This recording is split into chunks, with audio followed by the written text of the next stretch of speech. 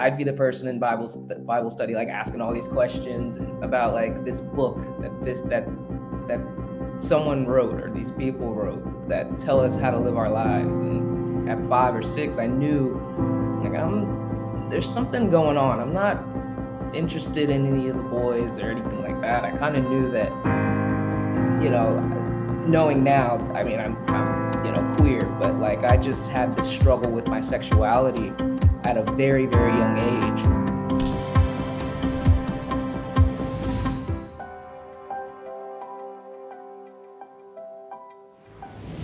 This is Seeds of Awakening. What's good, my good people? I'm Amani Channel, your host.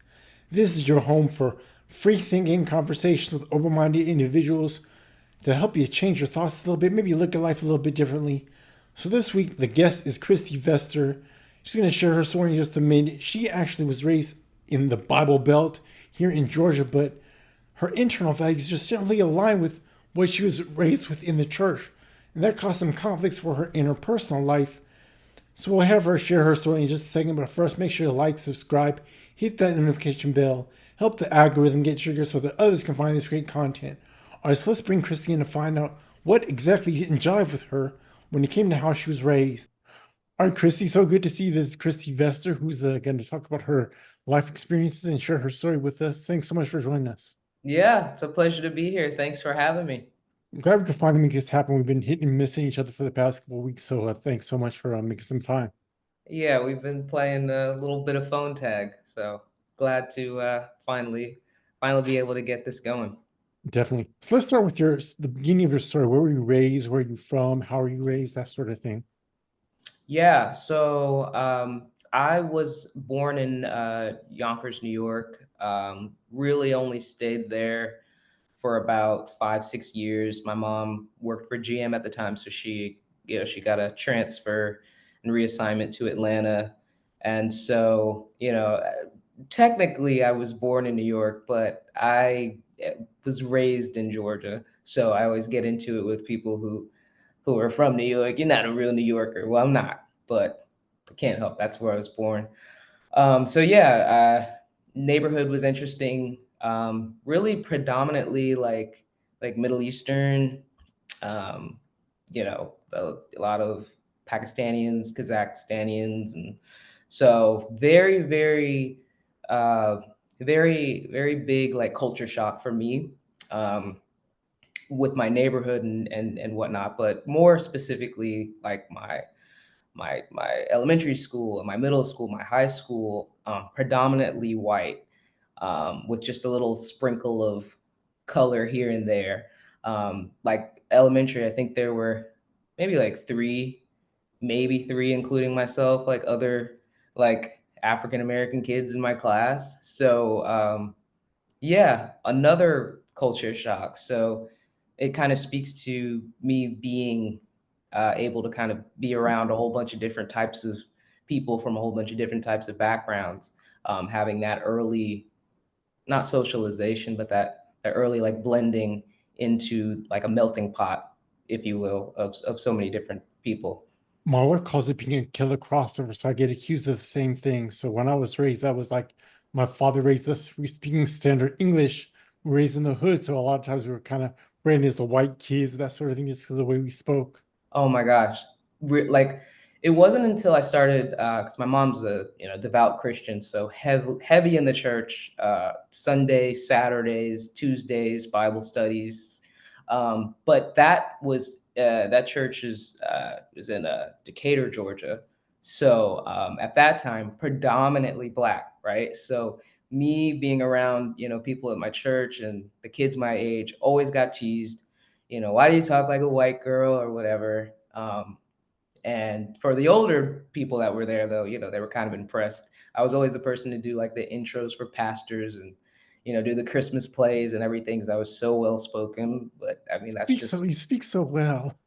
right, right. Like, I mean, I guess it's just, how I was kind of raised. And my mom was pretty big on non-regional diction anyway. Just she's old school and so Hmm. I automatically got like popped on the hand if I was saying like y'all or like too much or anything that was remotely slang or ebonics. So I think my dad came from the generation where if you spoke with like a dialect, it was kind of frowned upon. So he like grew up speaking proper English, and the same with us. So yeah, he kind of had that I guess, identifiable form of English as well.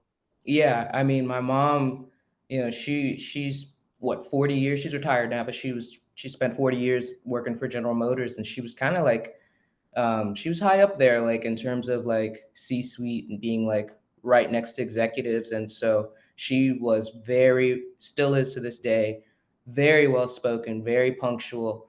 And yeah, so she just kind of made sure that she passed that along to me. So your mom was very much a devout Christian. How was your father? Did you come from a two-parent home, or were your parents together?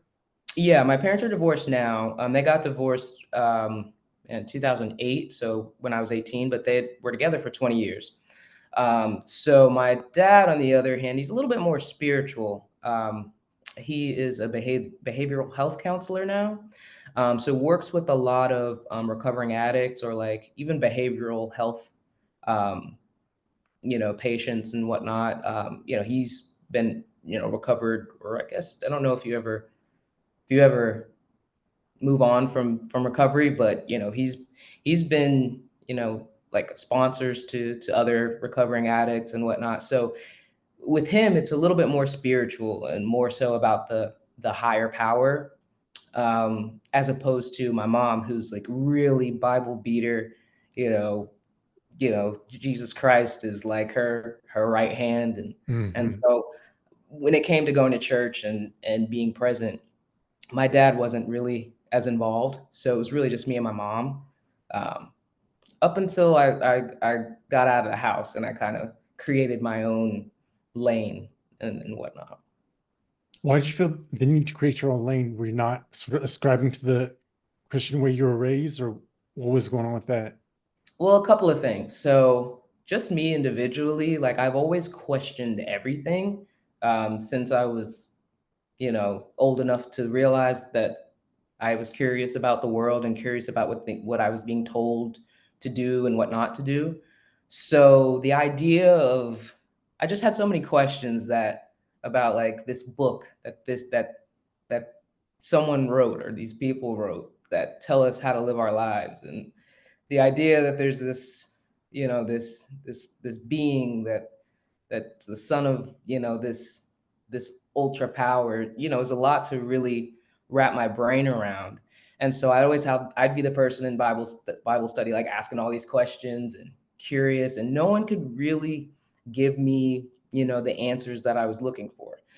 On top of that, I was going through a lot internally with really understanding like I guess it's crazy to think about it now, but I mean at 5 or 6 I knew like there's something going on. I'm not interested in any of the boys or anything like that. I kind of knew that, you know, knowing now, I mean, I'm queer, but like I just had this struggle with my sexuality at a very, very young age. And so when you have that internal struggle and you're kind of forced into the church and you're being taught, what you're learning in, from the word or the scripture or your pastor, even more questions as to why is this wrong, or what does this mean? Like, what does this mean for me? Like, who do I have to be? Who do I need to be okay?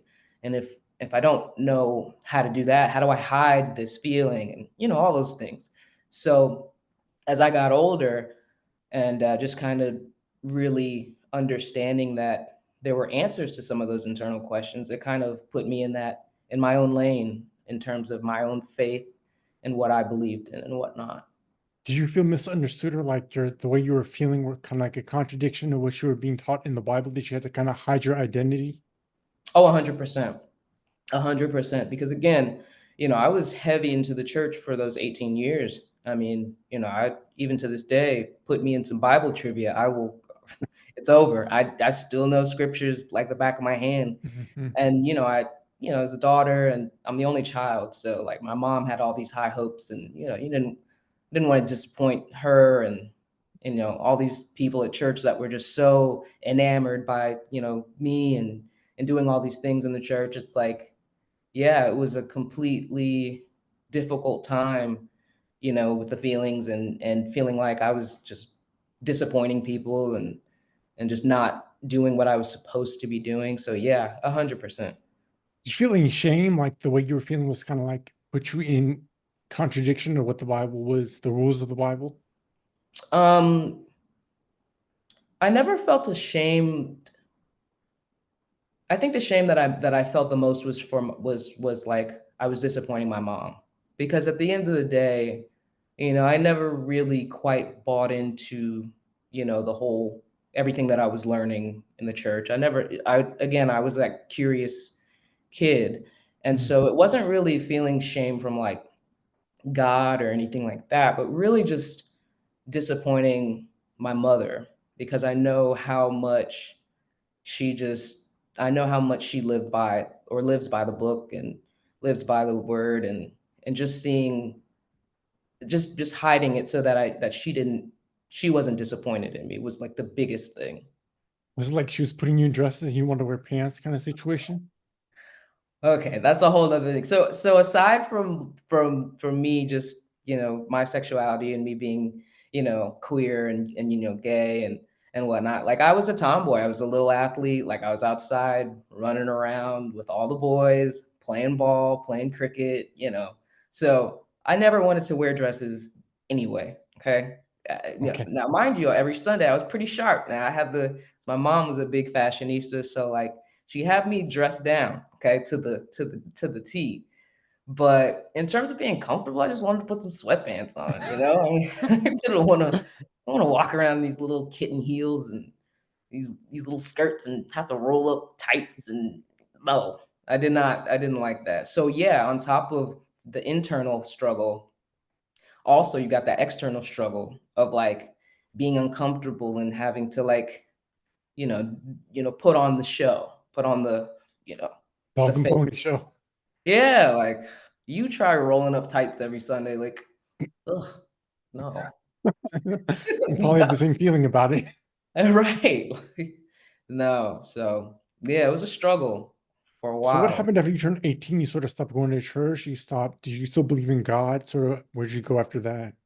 So my belief that there was something bigger or someone bigger than me and bigger than all of us, God, so to speak, that was always there. Like there's like I always knew that there was a reason that I was here. There's a reason that we're all here and we didn't just come from like this blip.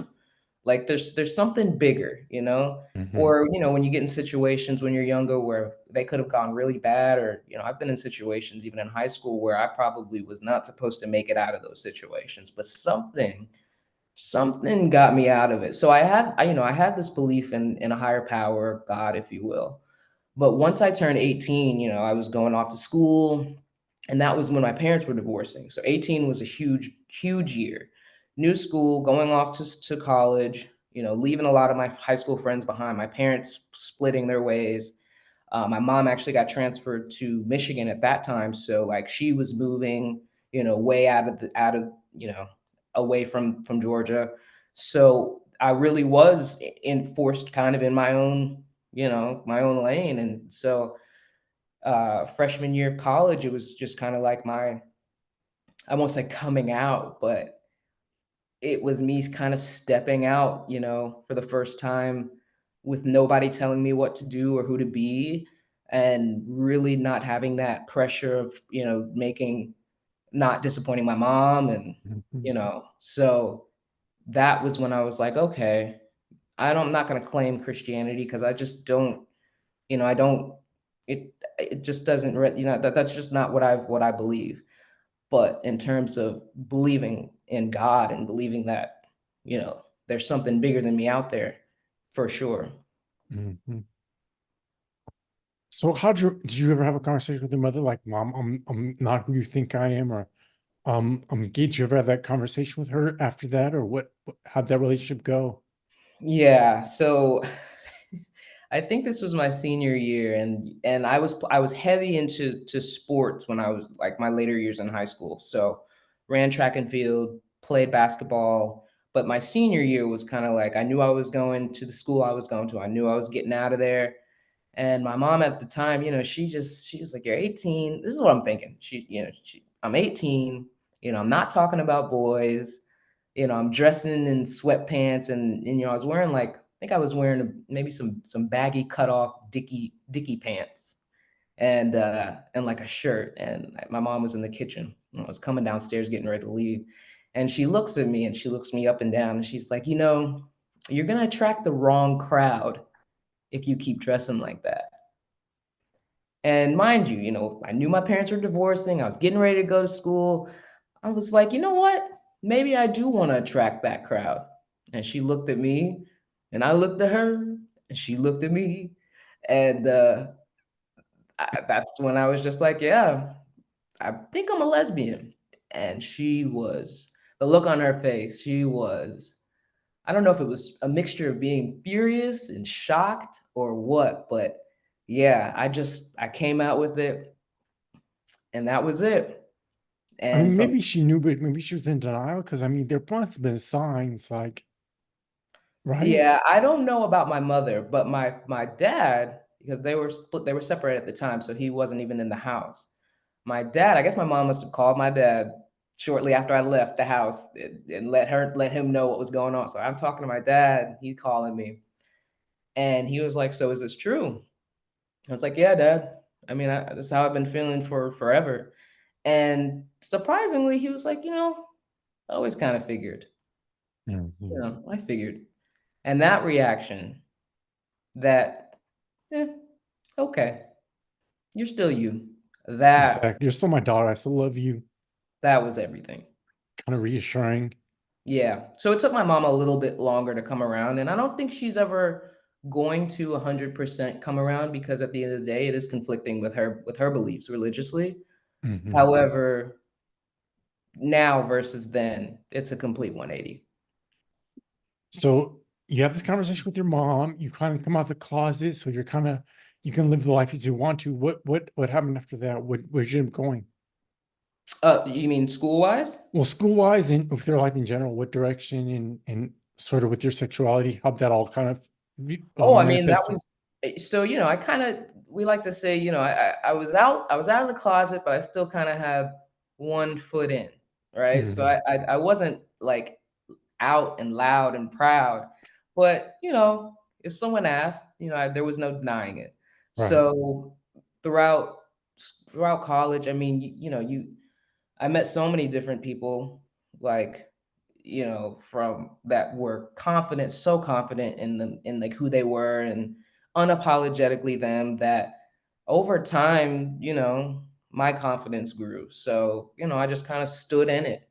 And in terms of like my, I think that's when my spirituality kind of grew a little bit more because, you know, I, again, it's that feeling of a higher power, like kind of I don't know, it just I think throughout those college years and being surrounded by people that with similarities, all of that just kind of made me this, fully proud of who I was. Mhm. And so, after school, I came back home, um, and you couldn't tell me nothing. And if you didn't agree with, my lifestyle to the point that we couldn't be friends or anything like that, then so be it. So, yeah, I mean, to this day, loud and proud and, you know, Hiding it, not having to hide it, you can be at who all, right. at all. And I don't really I mean, I'm fortunate enough to not have gotten too much like backlash or, anybody, giving me negative, like like slurs being thrown at me or Mhm. feeling discriminated against, whether it's professionally, whether it's just, being in a new environment.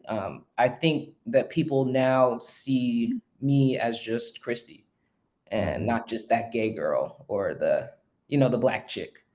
Like, and so I think I think me, I speak louder than my sexuality or even, my race. And Yeah.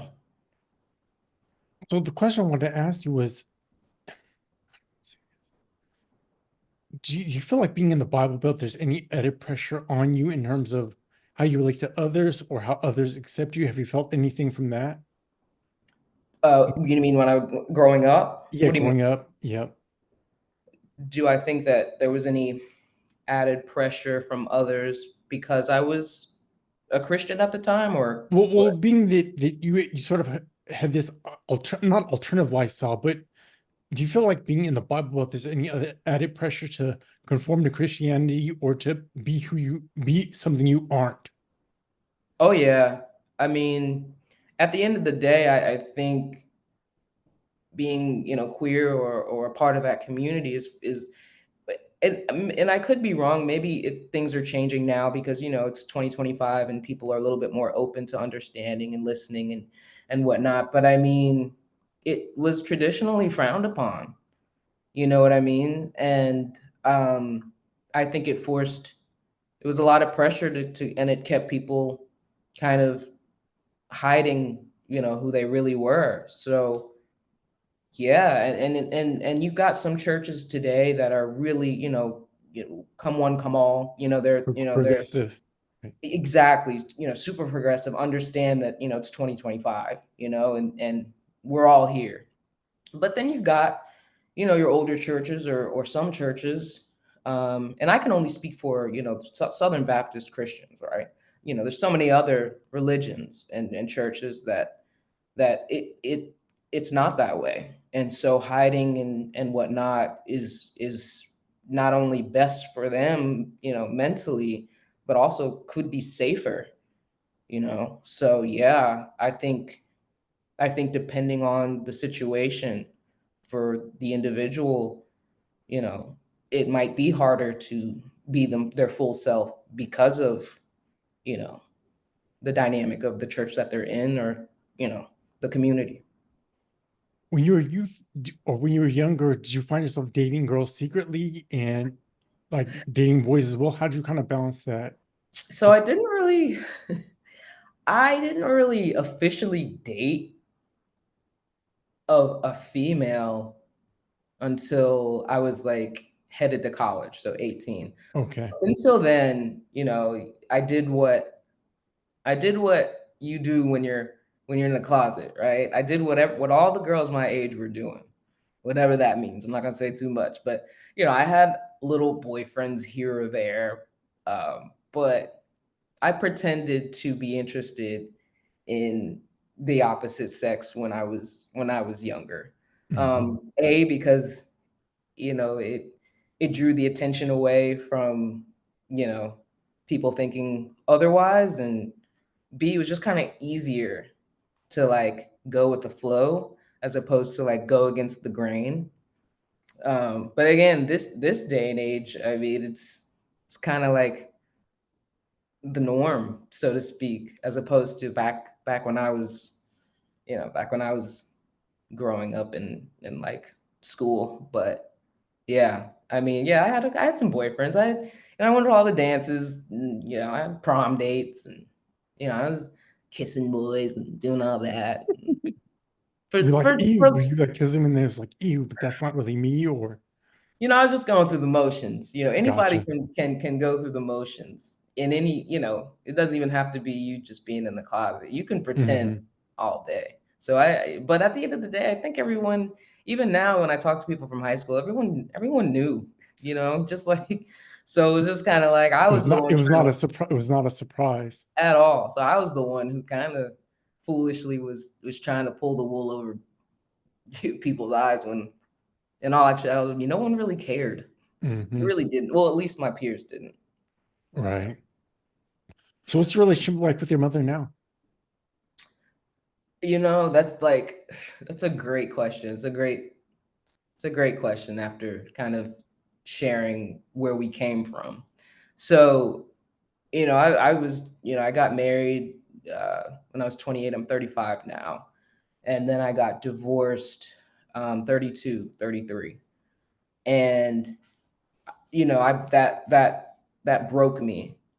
And up until that point, my mom and I never really had a personal relationship close enough to where I could talk to her about my personal relationships with women, or, heartbreak, or ask questions, like a lot of mother-daughter relationships are, like, where you have that rapport with your mom where you guys can talk about, this, all of that stuff. I never had that.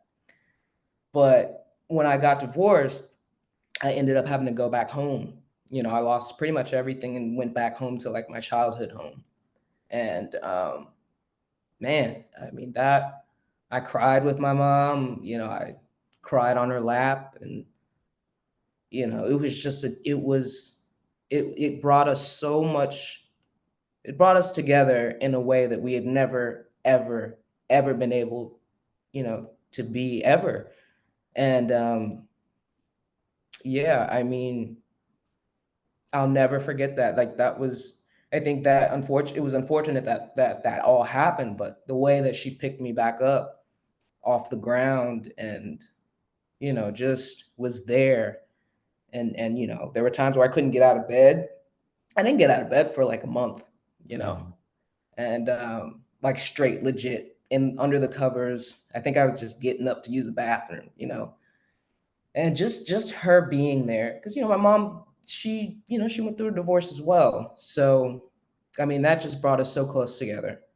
And at that moment, I mean, nothing mattered. My sexuality didn't matter.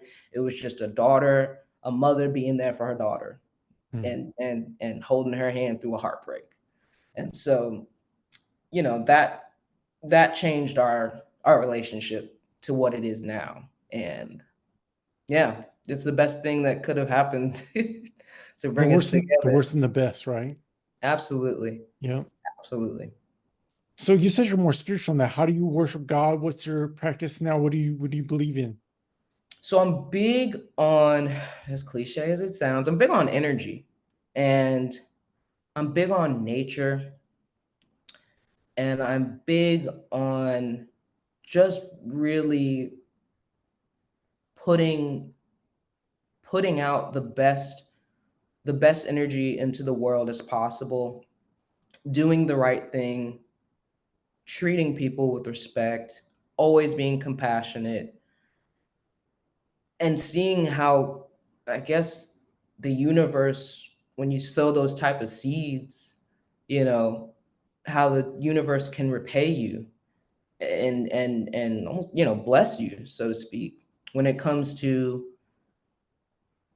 me. Always, like I said, I always felt like I'm just a blip, and like there's something bigger. I mean, there's something to be said about taking a walk in nature, silence, feeling the energy of just all nature, like everything natural, like putting, getting grounded, taking your shoes off, Mhm. putting your soles, into the dirt.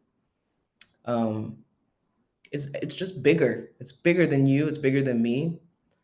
And I think over, I guess, just learning about other cultures, other religions, other people with, with different walks of life, there is this general idea of God, right? We all have different beliefs as to, this story that might be tied to it, that story, this practice, that practice, but we all tend to have this idea that there is this superior something. And so, yeah, I mean, I don't know how to really explain it. It's like, it's just a feeling, I don't know. I don't know how to put it in words. I don't know if it's meant to be put in words, Maybe like, it's not. maybe it's not. We said it's energy is the flow, it's life, right? It's just being able to be one with nature, be one with the universe, be one with yourself, be silent, be okay with that too. That's all a part of it. Yeah, and understanding that, well, for me, like, I'm not necessarily in control of anything but myself, and my actions or my words or how I treat people. I'm in control of that. Things happen, good or bad, there are ups and downs, but to pretend like I'm in control, and to set myself up for like disappointments. And you know, it's just I've learned to kind of let go of that and Hmm. kind of let, I don't know, the universe, the higher power, whatever the case, you know, be in that control. It's like And losing your attachments to like the things that keep us bound to this earth, kind of like this letting go and letting what happens happens. yeah, And but being also okay with like and being enjoy. okay. Go ahead. I was gonna say, and being okay with it. Yeah, I mean, and just and like appreciating, because I was gonna say enjoying the journey, but like sometimes the journey ain't all that enjoyable, but it's still a journey. And so appreciating the fact that you are on this journey and you are moving, you know, forward. Like that's the biggest thing my mom used to tell me all the time. She told me this back when I ended up going back home, and I told you I kind of went through that divorce situation. Like, you know, you got to keep moving, one foot forward. Well, you can't stay still. You got to pick yourself up, one foot forward. Just keep moving. And so, So, you and your mom continue to have a strong relationship then after coming out of the divorce? Now that you've kind of healed yourself from that situation. yeah, yeah. I mean, now it's kind of crazy. What I will say is we don't really. She doesn't live too far away from me, and she's maybe 30, 45 minutes down the road, but we don't really see each other like as frequently as you would think. And that has a lot to do with maybe some of my own, I won't say trauma, but just, you know, growing up and you know, being in that